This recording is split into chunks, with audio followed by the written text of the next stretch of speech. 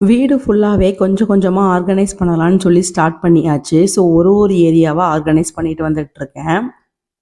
அந்த வகையில இன்னைக்கு நாம பார்த்தீங்கன்னா, என் பசங்களோட இந்த டாய்ஸ் பேஸ்கெட்ட தான் அரேஞ்ச் பண்ண போறோம். இது வந்து ஒரு பெரிய கார்ட்போர்ட் பாக்ஸ்ல எல்லா பொம்மையும் ஒண்ணா போட்டு வச்சிருந்தோம்.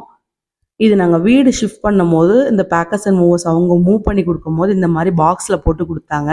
அத அப்படியே வச்சு மெயின்டெயின் பண்ணிட்டுருக்கோம். பட் இப்ப இதுல என்ன ப்ராப்ளம்னா, இந்த அட்டை பாக்ஸுக்கு நெறைய கரப்பான்பூச்சி எல்லாம் உள்ள போக ஆரம்பிச்சிருச்சு. அப்புறம் வந்து நம்ம வீடு மாப் போடும்போது, இந்த கார்ட்போர்டு வந்து ஈரமாகி வீணா போக ஸ்டார்ட் ஆயிடுச்சு. ஸோ இத மாத்தலாம் அப்படின்னு சொல்லிட்டு நெறைய ஆர்கனைசர்ஸ் பார்த்தேன். பட் அது எல்லாமே ரொம்ப காஸ்ட்லியா இருந்தது. 2000, 3000 சொல்லிட்டு. டாய்ஸ் அரேஞ்ச் பண்ணுறதுக்கு அவ்வளோலாம் ஸ்பெண்ட் பண்ண வேணாம் அப்படின்னு சொல்லிட்டு ஏற்கனவே வீட்டில் இருந்த ஆர்கனைசர் ஒரு 3 பாக்ஸஸ் இருக்குது. அதை வச்சு அரேஞ்ச் பண்ணலான்னு சொல்லி ஸ்டார்ட் பண்ணியாச்சு. பொம்மையை பார்த்தாலே 2 பேருக்கும் ஒரே சந்தோஷம்தான். எல்லாத்தையும் எடுத்து என் பையன் கீழே கொட்டி வச்சுட்டான். அந்த கார்ட்போர்டில் உட்காந்து கொஞ்ச நேரம் ஆட்டமும் போட்டுட்டு நான், அவன், பாப்பா 3 பேரும் சேர்ந்து எல்லாத்தையும் எடுத்து அடுக்கி வைக்க ஆரம்பிச்சிட்டோம். எவ்வளோ பொம்மை இருந்தாலும் இந்த உடஞ்சு போன பொம்மையை தூக்கி போடுறதுக்கு மட்டும் என் பையனுக்கு மனசே வராது. ஃபஸ்ட்டு வந்து அவன்கிட்ட இருக்கிற இந்த transport items, car, bike, bullet, என்னென்னமோ வச்சுருக்கான். அது எல்லாத்தையும் ஃபஸ்ட்டு தனித்தனியாக எடுத்து அரேஞ்ச் பண்ணலான்னு சொல்லிட்டு இந்த மாதிரி வெஹிக்கிள்ஸ் எல்லாத்தையும் தனியாக எடுத்து ஒரு இடத்துல வச்சுட்டோம். இது எல்லாமே பார்த்தீங்கன்னா ஒரே வருஷத்தில் வாங்கினதே கிடையாது. என் பையன் பிறந்ததுலேருந்து வந்த எல்லா டாய்ஸுமே இன்னும் பத்திரமா உடைக்காமல் வச்சுருக்கான்.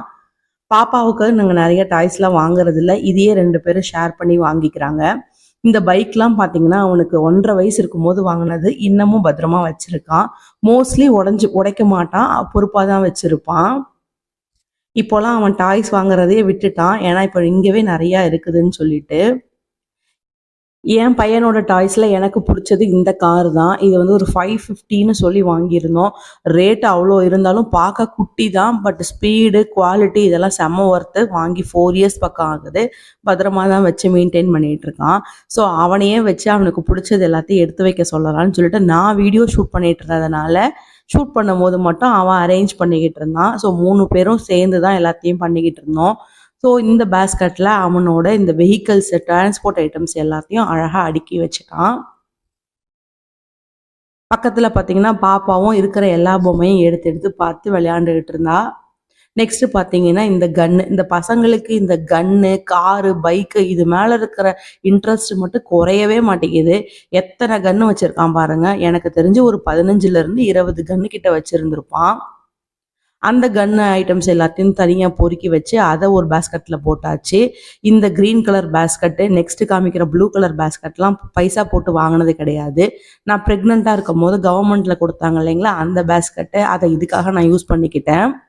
ஸோ இந்த மாதிரி 3 பேஸ்கெட்லேயும் தனித்தனியாக பிரித்து அழகாக அடுக்கியாச்சு. சைஸ் பெருசாக உள்ளது எல்லாத்தையும் மேலே வச்சு அது மேலே பாலையும் வச்சாச்சு. ஸோ பார்க்குறதுக்கே ரொம்ப நீட்டாக அரேஞ்ச் பண்ணியாச்சு. இது வந்து நெக்ஸ்ட் டே பார்த்தீங்கன்னா நைட்டுக்கு சப்பாத்தியும் சிக்கனும் செய்யலான்னு சொல்லிட்டு ஸ்டார்ட் பண்ணிட்டேன். சப்பாத்திக்கு மாவெல்லாம் பிசைஞ்சு வச்சுட்டு சிக்கன் கிரேவி ரொம்ப சிம்பிள் அந்த வகையில் தான் செஞ்சுருந்தேன். சிக்கன் கிரேவி நிறைய வெரைட்டியில் செய்வாங்க. நான் வந்து ரொம்ப ஈஸியாக செய்யணும் அப்படின்னா இந்த மெத்தட் செய்வேன். இதில் தேங்காய் அதெல்லாம் எதுவுமே ஊற்ற தேவையில்ல. ஜஸ்ட் ஒரு 1/2 kg சிக்கன் வாங்கினேன். அது ஒரு வேளைக்கு மட்டும் சமைக்கணும் அப்படின்னா இந்த மாதிரி செஞ்சுப்பேன். நாம கிச்சனுக்குள்ளே போனாலே என் பொண்ணு கண்டிப்பாக பின்னாடி வந்துடுவா. அவளையும் தூக்கி வச்சுட்டு வேலையை ஸ்டார்ட் பண்ணியாச்சு. அவளை மேனேஜ் பண்ணிக்கிட்டு ட்ரைபாடை பிடிச்சி வேற இழுப்பா. அதையும் பார்த்துக்கிட்டு எப்படியோ வீடியோவும் எடுத்து சமைச்சு முடிச்சு அன்றைக்கி சாப்பிட்டாச்சு.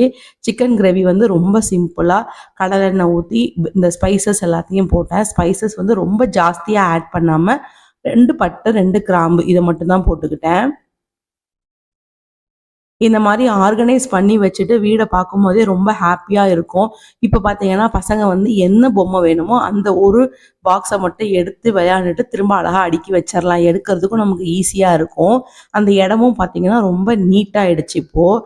இதை மாதிரி வீட்டில் இருக்க ஒரு ஸ்பேஸையும் நாம் க்ளீன் பண்ணிக்கிட்டே இருந்தாலும் நமக்கு இந்த க்ளீனிங் வேலை ஓயவே ஓயாது. இப்போது பிரியாணி ஸ்பைசஸ் எல்லாம் போட்டுட்டு அது கூட பச்சை மிளகாய், வெங்காயம், இஞ்சி பூண்டு பேஸ்ட் இது எல்லாத்தையும் ஆட் பண்ணி நல்லா வதக்கி விட்டுட்டேன்.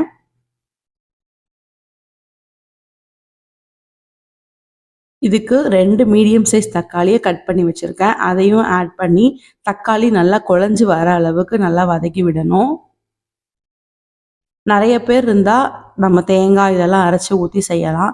பட் நாங்கள் 3 பேர் தான். பாப்பா அவ்வளோவா சாப்பிட மாட்டா கிரேவினா. அதனால் இந்த மாதிரி செஞ்சுப்பேன். உப்பு, புதினா, மல்லி இதெல்லாம் போட்டு நல்லா வதக்கி விட்டுட்டு இதுக்கு தேவையான மசாலா மஞ்சள் தூள், வீட்டில் அரைச்ச மிளகாத்தூள், மல்லித்தூள், சிக்கன் மசாலா இதை மட்டும்தான் போடுவேன். போட்டுட்டு நல்லா எண்ணெயிலேயே வதக்கி விடணும். நாம் எல்லாரும் நினச்சிக்கிட்டு இருப்போம் நம்ம வீடு வந்து க்ளீனாக தான் இருக்குதுன்னு சொல்லிட்டு. பட் க்ளீன் பண்ண ஸ்டார்ட் பண்ணிட்டா ஒரு இடத்துல இருந்தும் கண்டிப்பாக தேவையில்லாதது அப்படின்னு சொல்லி வந்துக்கிட்டே தான் இருக்கும். அதே மாதிரி தான் இப்போ நான் ஒரு இடமா க்ளீன் பண்ணிகிட்டு இருக்கேன். க்ளீன் பண்ண பசங்க இருக்கிறதுனால டஸ்ட்டு, குப்பை, தேவையில்லாதது எல்லாம் சேர்ந்துக்கிட்டே தான் இருக்கும். இந்த ப்ராசஸ் வந்து என்றைக்கும் முடிய போகிறதே கிடையாது. க்ளீன் பண்ணி வைப்போம். திரும்ப ஒரு 1 மந்த்தில் பார்த்திங்கன்னா திரும்ப அந்த மாதிரி தான் ஆகும். ஸோ திரும்ப க்ளீன் பண்ணணும். இப்படி தான் போயிட்டுருக்கோம். ஸோ மசாலாலாம் போட்டு நல்லா கொஞ்சமாக தண்ணியை ஊற்றி நல்லா வதக்கி விட்டுட்டு எண்ணெய் பிரிஞ்சு வந்ததுக்கப்புறம் சிக்கனையும் ஆட் பண்ணிக்கிட்டேன். சிக்கனையும் போட்டு நல்லா வதக்கி விட்டுட்டு நல்லா கொதித்து வெந்ததுக்கப்புறம் பார்த்திங்கன்னா இப்படி தான் எண்ணெய் பிரிஞ்சு சூப்பராக வந்தது. அன்னைக்கு டின்னர் சப்பாத்தி சிக்கனோட முடிஞ்சிச்சு. இன்னொரு வீடியோவில் பார்க்கலாம்.